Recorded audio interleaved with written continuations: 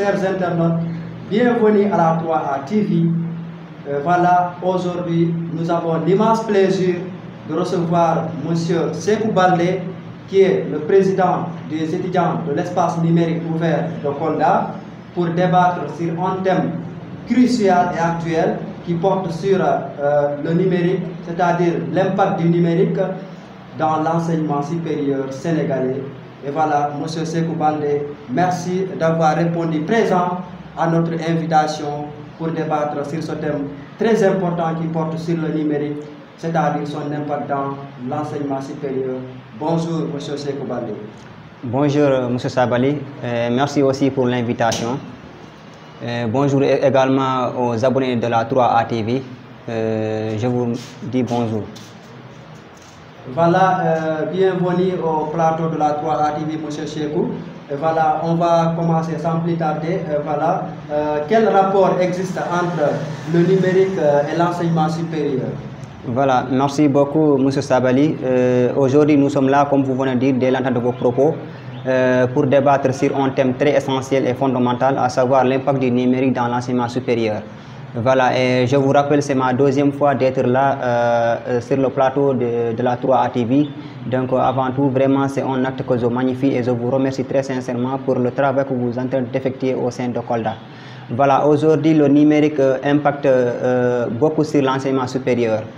Si aujourd'hui on regarde, si nous allons prendre le cadre que nous connaissons tous, le Sénégal, aujourd'hui avec la création de l'université numérique Cheikh Hamidou Kane ex-IVS, aujourd'hui on a vu que l'enseignement supérieur, le numérique a impacté beaucoup de choses en ce qui concerne les études, surtout dans le cadre du numérique.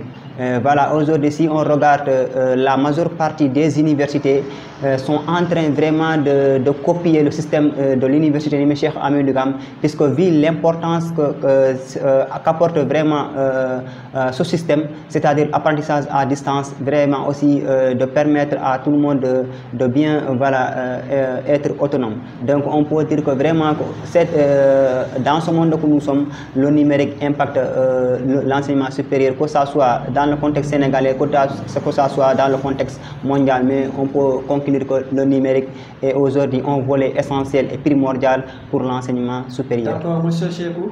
Si je comprends bien, d'après vos propos, que les autres universités, c'est-à-dire sénégalaises, sont en train de copier le système de l'université numérique Cheikh Hamidou Kane, qui est la première d'ailleurs université numérique publique du Sénégal.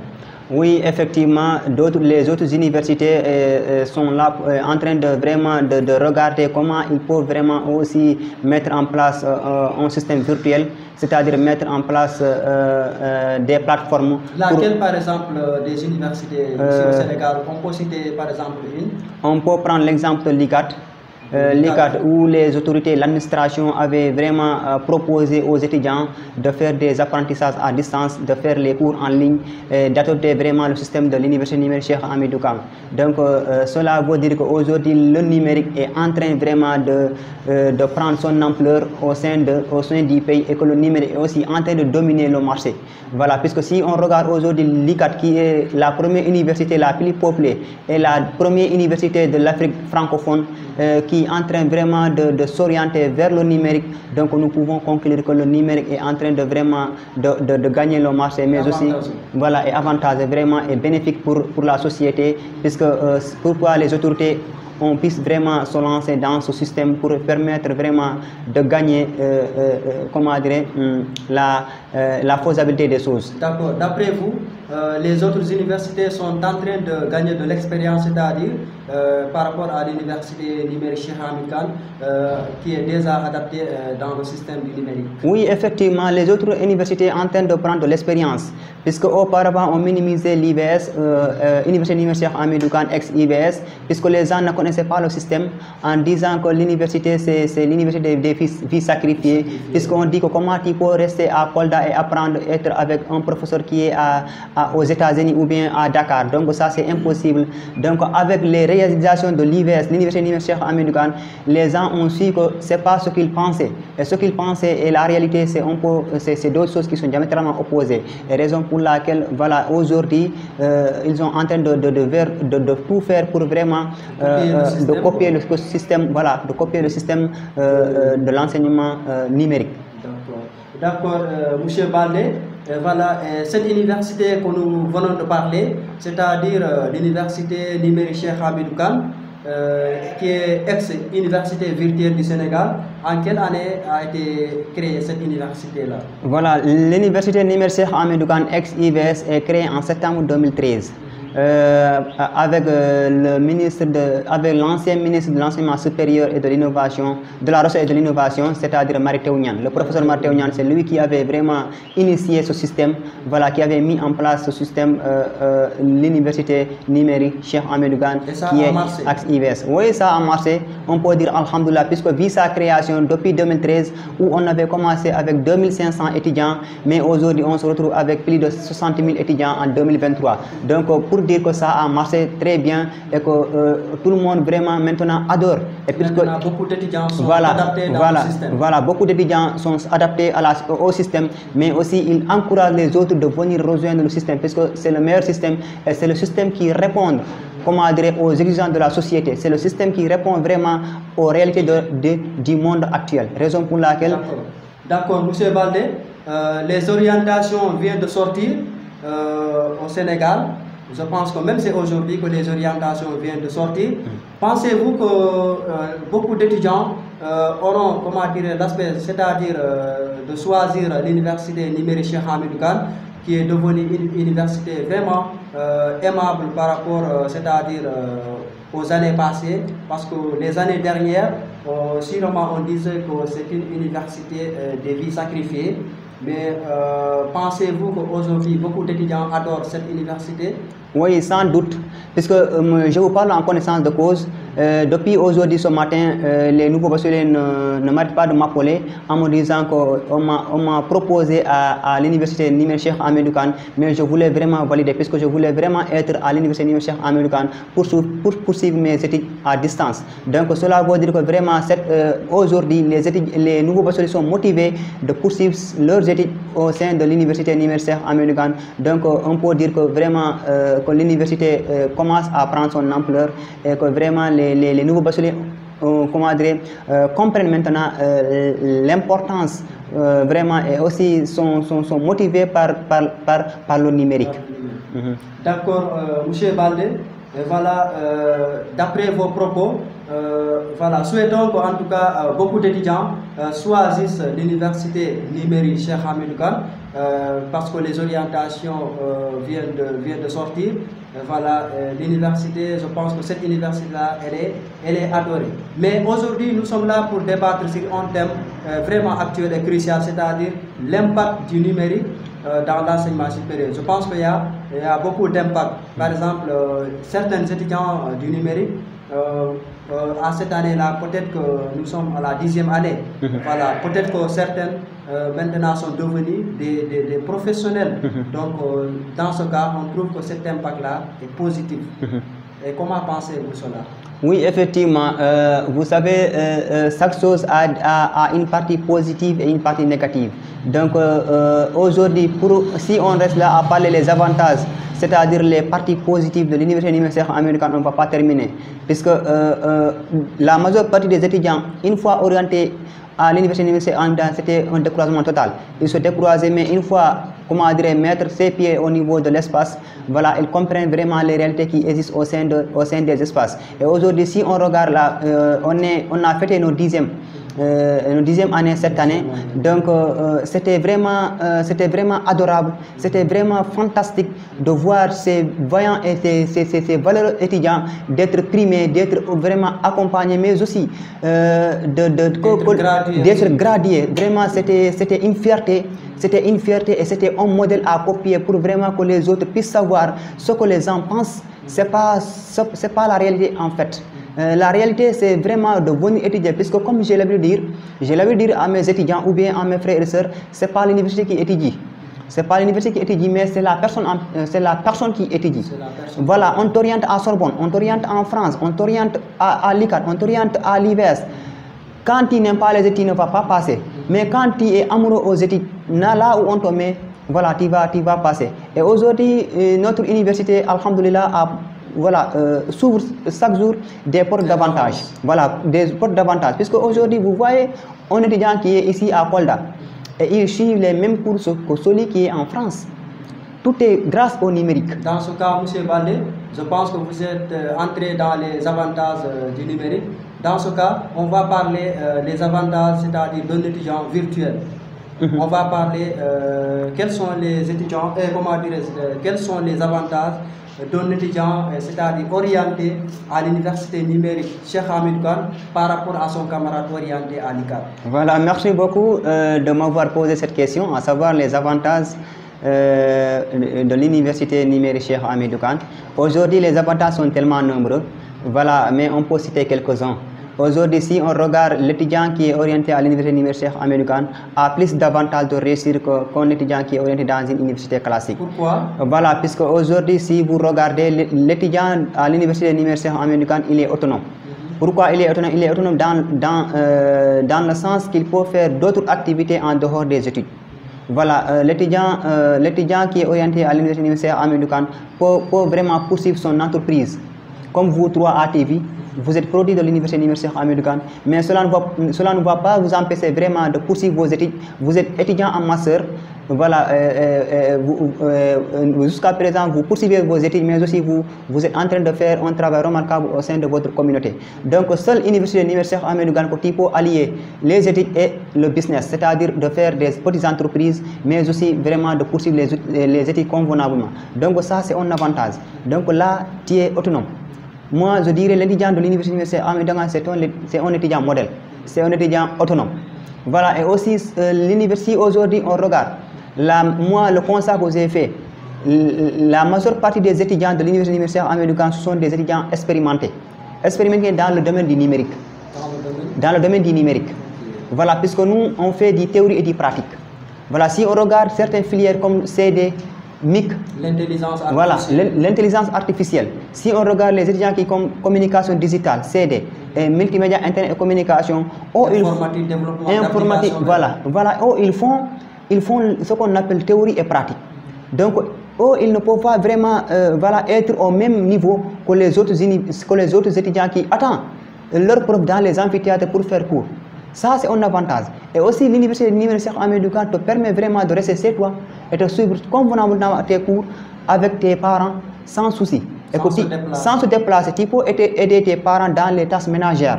Tu peux aider tes parents dans certains travaux champêtres sans vraiment que tu puisses avoir certaines difficultés. Donc, tout ça sont des avantages. Mais aussi, il y a le logement aussi. Le logement, voilà, le logement. Merci beaucoup.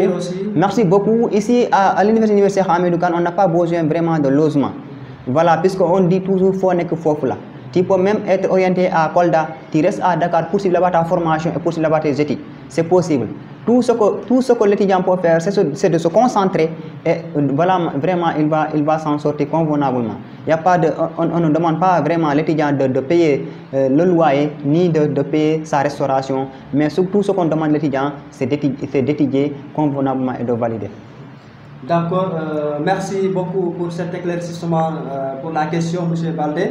Et voilà, on va passer à la question suivante. Par exemple, quels sont les étudiants du numérique, par exemple, est-ce qu'ils arrivent à maîtriser le système virtuel?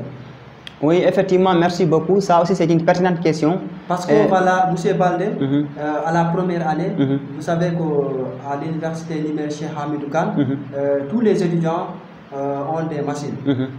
Certaines, par exemple, ils n'ont jamais manipulé de machine. Et voilà, on a 2 ans, 3 ans. Est-ce que est-ce qu'ils parviennent vraiment à maîtriser le système, à s'adapter au système virtuel? Effectivement, merci beaucoup vraiment. Vous savez, on a tendance à dire tout début est difficile. Voilà, puisque c'est un nouveau système. Donc, les premières années, tout ça pose beaucoup de problèmes. l'étudiant ne parvient pas à accéder à la plateforme puisqu'ils ne comprennent pas vraiment la plateforme. Mais aussi l'étudiant parfois rencontre des problèmes puisqu'il n'a jamais touché un outil informatique. Donc tout ça, c'est des problèmes vraiment que les étudiants rencontrent au début. Mais comment dire, au fil du temps, de fur et à mesure, quand l'étudiant se concentre, quand l'étudiant vraiment se perçoit, vraiment il parvient à maîtriser convenablement le système et il va vraiment adorer le système au point que l'étudiant ne peut même pas se retourner pour dire que moi je vais utiliser mes cahiers. Non, non, il va faire tout ce qu'il va faire de manière virtuelle et de manière numérique. Donc cela veut dire que les étudiants de fur et à mesure, ils maîtrisent le système, mais ils maîtrisent les claviers et aussi l'outil informatique. Donc c'est déjà un bon pas en avant. Mais aussi, même s'il y a parfois des difficultés, mais c'est les débuts. Par exemple, quand l'étudiant est orienté première année, l'étudiant souffre. L'étudiant souffre s'il ne trouve pas des anciens qui peuvent les accompagner, qui peuvent les aider. L'étudiant rencontre parfois des difficultés et il va dire que vraiment, nous, on nous sacrifie de parler puisqu'il ne connaît pas. Mais au fur et à mesure que l'étudiant va connaître vraiment la réalité, et il va adorer le système, et il va comprendre le système, et il va vraiment avancer avec le système. Parce qu'il y a des étudiants maintenant qui sont des doctorants. Oui, effectivement. C'est différent des années, par exemple, des années passées, où on n'avait même pas des licenciés. Voilà, monsieur Sekou, merci pour l'éclaircissement. Et voilà, si on regarde bien, maintenant, toute l'Afrique de l'Ouest est en train de copier le système virtuel du Sénégal, comme par exemple la Côte d'Ivoire, l'Isère. Il y a beaucoup de pays d'Afrique, il y a beaucoup de pays d'Afrique maintenant qui sont là et en train de prendre le système, c'est-à-dire l'enseignement du numérique dans leurs universités. Oui, effectivement. En tout cas, nous remercions le gouvernement sénégalais d'avoir mis en place ce système. Puisque comme vous venez de dire, l'université numérique américaine est aujourd'hui la première université numérique de l'Afrique de l'Ouest et la deuxième université la plus populaire derrière ICAT au Sénégal. Donc vraiment c'est des choses à magnifier et à remercier. Et vraiment le gouvernement a bien réfléchi de mettre en place ce système et le système a marché, donc raison pour laquelle les autres pays ou bien les autres universités sont en train vraiment de copier le système de l'enseignement à distance. Merci beaucoup pour la réponse. Et voilà, M. Sekou Baldé, et voilà, quelle solution proposeriez-vous afin de remédier les difficultés des étudiants du numérique, par exemple les difficultés qu'ils rencontrent, par exemple à la première année et tout ça? Oui, effectivement, les étudiants rencontrent d'énormes difficultés, surtout les premières années, mais ce que nous pouvons faire, c'est d'interpréter l'administration de l'université numérique américaine, c'est vraiment d'augmenter les moyens colossaux pour vraiment permettre aux étudiants d'être dans de bonnes conditions. Puisque nous, on n'a pas besoin vraiment à quoi manger ou bien à quoi boire, ou bien là où loger, mais on a besoin d'un bon système, d'améliorer le système, mais aussi de nous permettre vraiment de nous octroyer des machines de qualité, mais aussi augmenter la connectivité pour permettre vraiment à ces gens de suivre convenablement les cours à distance. Donc aujourd'hui, on va dire que si vraiment l'administration ou bien le Sénégal jette un coup d'œil sur le numérique, il va vraiment mettre des bons moyens pour permettre à ces jeunes vraiment de réussir, puisqu'on recouvre ici beaucoup de gens qui sont talentueux et qui sont ambitieux pour réussir et pour servir le Sénégal. Et donc je pense que tout ce que je peux dire, c'est que l'administration doit vraiment améliorer le système, mais aussi doit améliorer les conditions de vie, mais aussi doit améliorer vraiment les matériels pour permettre aux étudiants d'être dans des bonnes conditions. Merci beaucoup, M. Baldé. Voilà, quel est votre dernier mot? Voilà, mon dernier mot, étant président d'Ibeno de Kolda, donc je ne terminerai sans pour autant remercier mon équipe, puisque un président ne peut pas travailler seul. Donc il ne peut pas travailler seul, lui seul, il ne peut rien. Donc si je suis là aujourd'hui, c'est grâce aux étudiants et étudiantes de l'espace numérique ouvert de Kolda. Donc je les remercie très sincèrement pour leur engagement, leur disponibilité, mais aussi leur soutien. Puisque toujours quand ils appellent, ils sont là, ils répondent présents, ils viennent me soutenir, ils m'encadrent. Je termine aussi sans remercier les présidents des clubs. Les présidents des clubs qui sont là vraiment pour assurer le bon fonctionnement des espaces et aussi l'administration de manière générale. Donc vraiment, je suis très honoré pour ce poste, voilà, de m'avoir choisi parmi les différents autres pour être à la tête du Bénin. Mais aussi, c'est de dire un peu, voilà, à l'État du Sénégal vraiment de revoir certaines choses, comme ce qui se passe actuellement à l'ICAT. Mes amis de l'ICAT, je ne peux pas terminer sans pour autant tousser. C'est quelque chose qui est un peu difficile, voilà, puisque l'apprentissage à distance, c'est quelque chose de très normal et très avantageux, mais si les conditions sont réunies. Voilà, si les conditions sont réunies, aujourd'hui le numérique est très avantageux. Mais si les conditions ne sont pas réunies, on risque de sacrifier la jeunesse. Donc si je dis les conditions, c'est-à-dire pour voilà, apprendre à distance, il faut qu'il y ait un outil informatique, c'est-à-dire une machine et une clé de connexion, c'est-à-dire des modems, mais aussi des espaces bien outillés, pour que vraiment ces derniers puissent vraiment poursuivre convenablement ces études en ligne. Au cas contraire, on risque vraiment de les sacrifier. Donc ça aussi, c'est à revoir. Et sans terminer, je vais remercier vraiment la 3ATV, vraiment pour le travail que vous effectuez. Je ne dis pas au sein de l'ENO, mais au sein de la région de Kolda. Vraiment, je vous encourage et je prie vraiment que vous puissiez vraiment s'agrandir de plus en plus. Je suis très honoré. Merci beaucoup. Ok, merci beaucoup, M. Baldé, pour ces mots-là. Et voilà, on arrive en terme pour cette émission. Mesdames et messieurs, voilà, on vous dit merci beaucoup d'avoir suivi cette émission et on vous dit à la prochaine.